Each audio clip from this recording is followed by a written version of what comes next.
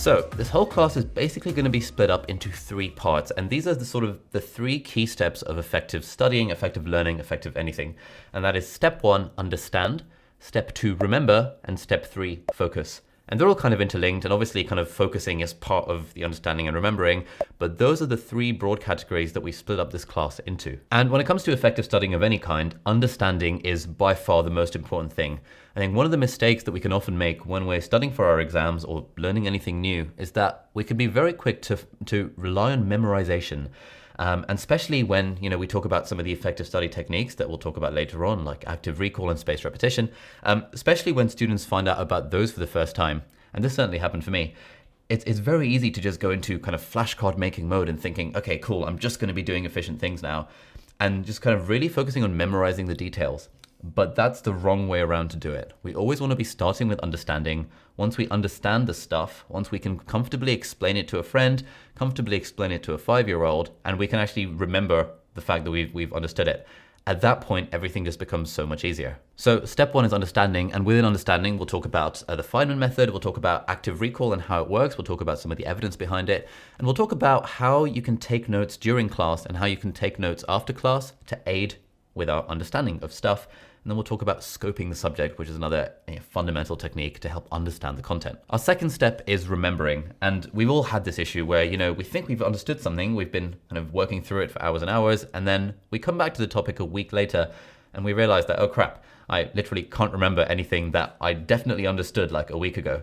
And that's because of the way memory works. There's something called the forgetting curve, which we'll talk a lot more about later on.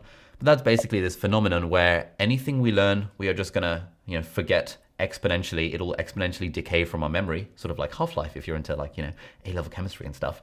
Our memory for that thing will decay over time, and we have to interrupt the forgetting curve by repeating the subject at spaced intervals, and that's where the idea of spaced repetition comes from. And so in this class, we'll be talking through loads of techniques on how we can efficiently remember stuff. So things like using spaced repetition, using a retrospective revision timetable, using a spaced repetition journal, using flashcards, using mind maps, highlighting, rereading, memory palaces, the PEG technique, mnemonics. There's all sorts of evidence-based techniques that we can use to help remember stuff more efficiently.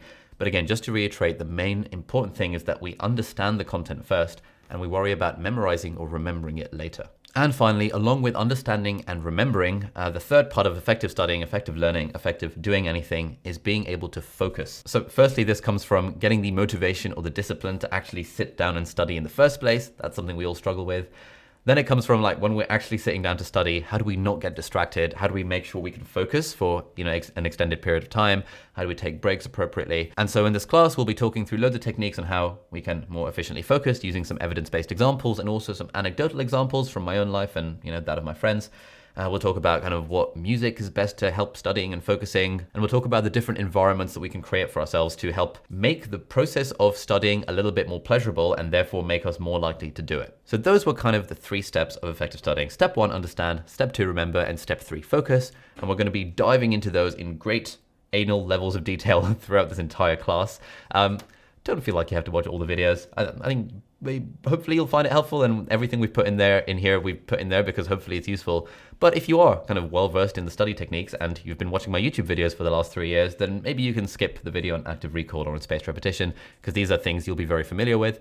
Or you can just watch them anyway because it'll be a good reminder. But there's lots of stuff in this class that I haven't talked about in YouTube videos before. Things like different mnemonic techniques, things like, motivation, focus, procrastination, consistency, like all of this sort of stuff is brand new to this class. And finally, if you haven't read a book called Make It Stick, you should read the book called Make It Stick.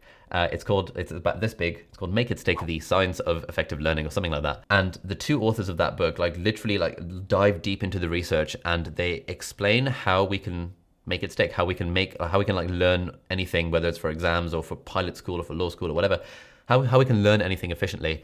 And there's loads of stories in that book from students who weren't doing very well in class, and then they started incorporating some of these effective study techniques like active recall and spaced repetition, and then their marks magically got transformed just by changing the way that they studied. It wasn't that they needed to study harder or study more, which is often what we sort of implicitly understand.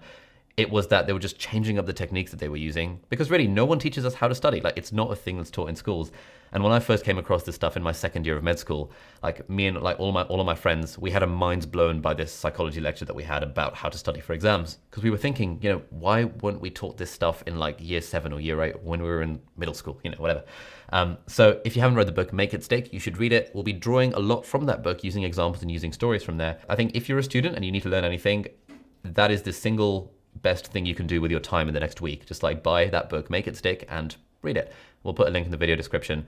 It won't even be an affiliate link, or it might be an Amazon affiliate link. I don't know, whatever. We'll put a link in the video description. Get it on Kindle, get it in like physical copy, whatever you want. Just read the book, Make It Stick, because that will help all of your revision flourish. Okay, cool. So that's all my preaching about Make It Stick done. Thank you for signing up to this class. Let's now move on to the first section, which is step 1, understand. I'll see you there.